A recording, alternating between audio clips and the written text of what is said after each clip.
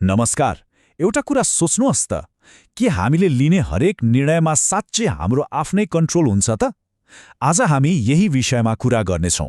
हाम्रो दिमागले कसरी अनौठो तरिकाले काम गर्छ र हामी कसरी यसलाई अझै राम्रो बनाउन सक्छौँ भनेर खोतल्नेछौँ। किनभने हाम्रो दिमाग हामीले सोचेभन्दा धेरै धेरै नै जटिल र अचम्मको छ। ल सुरु गरौँ है त। यो भनाइले एउटा गहिरो कुरालाई औल्याउँछ। हामीलाई के लाग्छ भने हामी आफ्नो जीवनको गाडी आफै चलाइरहेका छौँ, होइन त? तर वास्तविकतामा त्यो कन्ट्रोल धेरैजसो एउटा भ्रम मात्र हो। हाम्रो दिमागलाई त यस्ता अदृश्य शक्तिहरूले चलाइरहेका हुन्छन् जसको बारेमा हामीलाई पत्तै हुँदैन। आजको यो चर्चामा हामी यी 4 मुख्य विषयहरूमा कुरा गर्नेछौँ। सुरुमा हामी हाम्रो तर्कहीनतालाई बुझ्नेछौँ र अन्त्यमा हामीले कसरी साँच्चै आफ्नो दिमागलाई परिवर्तन गर्न सक्छौँ भन्ने कुरा पनि पत्ता लगाउनेछौँ। ल पहिलो खण्डमा जाउँ। यहाँ हामी के हेर्छौँ भने हाम्रो हरेक दिनको निर्णयहरू कसरी केही अदृश्य, भनौँ न मानसिक सर्टकटहरूले चलाइरहेका हुन्छन् र यी सर्टकटहरूले हामीलाई अक्सर गलत बाटोमा पनि लैजान सक्छन्। अब यो सबै कुरा एउटा एकदमै रोचक क्षेत्रमा पर्छ जसलाई भनिन्छ व्यावहारिक अर्थशास्त्र। यो भनेको मनोविज्ञान र अर्थशास्त्रको एउटा मिश्रण हो जसले हाम्रो भित्र लुकेका पूर्वाग्रहहरूलाई बाहिर निकाल्छ। र यसले के देखाउँछ भने हामी आफूलाई जति तर्कसङ्गत सोच्छौँ वास्तवमा त्यति छँदै छैनौँ। कुरो के हो भने हाम्रो दिमागले कुनै पनि जानकारीलाई छिटो प्रोसेस गर्नका लागि यस्ता दर्जनौं मानसिक सर्टकटहरू वा भनौँ पूर्वाग्रहहरू प्रयोग गर्छ। जस्तै एउटा छ एङ्करिङ बायस।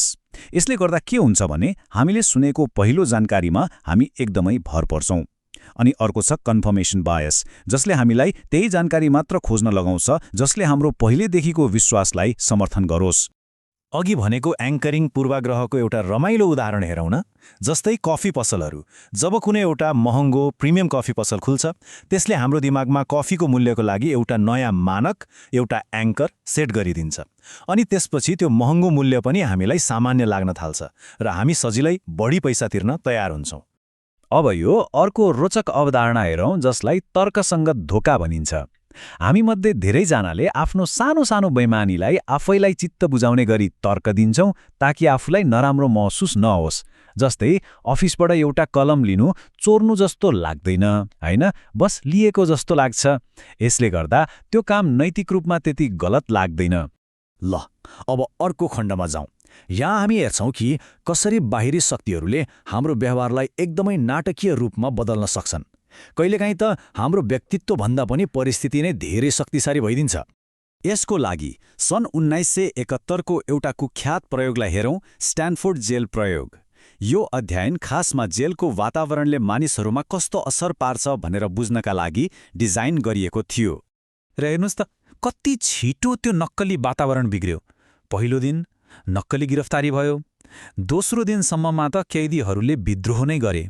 अनि छैठौं दिनसम्ममा गार्डहरूको व्यवहार यतिसम्म क्रूर भयो कि त्यो 2 हप्ता चल्ने प्रयोग नै बन्द गर्नु पर्यो।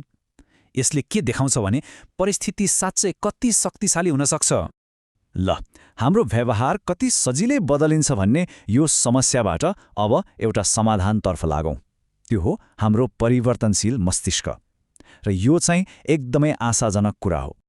अब एउटा प्रश्न सोच्नुहोस् त, के हाम्रो दिमागको बनावट जीवनभर एउटै रहन्छ? धेरै वर्षसम्म त वैज्ञानिकहरूले पनि हो एउटै रहन्छ भन्ने नै सोच्थे। तर त्यो पुरानो धारणा गलत साबित भयो। नयाँ विज्ञान, जसलाई न्युरोप्लास्टिसिटी भनिन्छ, त्यसले के देखाएको छ भने हाम्रो दिमाग स्थिर छैन। यो त जीवनभरि नै आफूलाई बदल्न र नयाँ परिस्थितिमा ढल्न सक्छ। त्यसो भए यो न्युरोप्लास्टिसिटी भनेको के हो त? सिधा भाषामा भन्दा यो हाम्रो दिमागको त्यो अद्भुत क्षमता हो जसले अनुभवको आधारमा आफूलाई फेरि मिलाउँछ। मतलब हामीले जे सिक्छौँ वा अनुभव गर्छौँ त्यसले साँच्चीकै हाम्रो दिमागको भित्री तारहरूलाई नै परिवर्तन गरिरहेको हुन्छ। र सबैभन्दा महत्त्वपूर्ण कुरा के हो भने हामी आफैले यो प्रक्रियालाई प्रभाव पार्न सक्छौँ। जस्तै नयाँ कुराहरू सिक्ने, शारीरिक व्यायाम गर्ने वा कुनै कुरामा ध्यान केन्द्रित गर्ने। यस्ता गतिविधिहरूले हाम्रो दिमागको भौतिक बनावट र काम गर्ने तरिकालाई नै परिवर्तन गर्न सक्छ। ल अब अन्तिम खण्डमा प्रवेश गरौँ। यहाँ हामी न्युरोप्लास्टिसिटीको फाइदा उठाउन सकिने केही व्यावहारिक दैनिक बानीहरूको बारेमा कुरा गर्नेछौँ। यिनलाई आफ्नो दिमागलाई अझ राम्रो बनाउने टुलकिटको रूपमा सोच्न सकिन्छ। ल पहिलो बानी हेरौँ है त। यो सुन्दा एकदम सरल लाग्छ तर निकै शक्तिशाली छ। त्यो हो आफैसँग ठूलो स्वरमा बोल्ने। जब हामी यसो गर्छौं नि, हाम्रो मनमा चलिरहेका अमूर्त सोचहरू ठोस निर्देशनमा बदलिन्छन्। यसले गर्दा ध्यान केन्द्रित गर्न र कुनै समस्या समाधान गर्न निकै सजिलो हुन्छ। मानौ हाम्रो आफ्नै व्यक्तिगत कोचले हामीलाई बाटो देखाइरहेको जस्तो। अब दोस्रो बानी। यो सुन्दा अलि अनौठो लाग्न सक्छ, तर विश्वास गर्नुहोस्, यो निकै प्रभावकारी छ। कुनै कुरा सुन्दाखेरि हल्का डुडल बनाउने।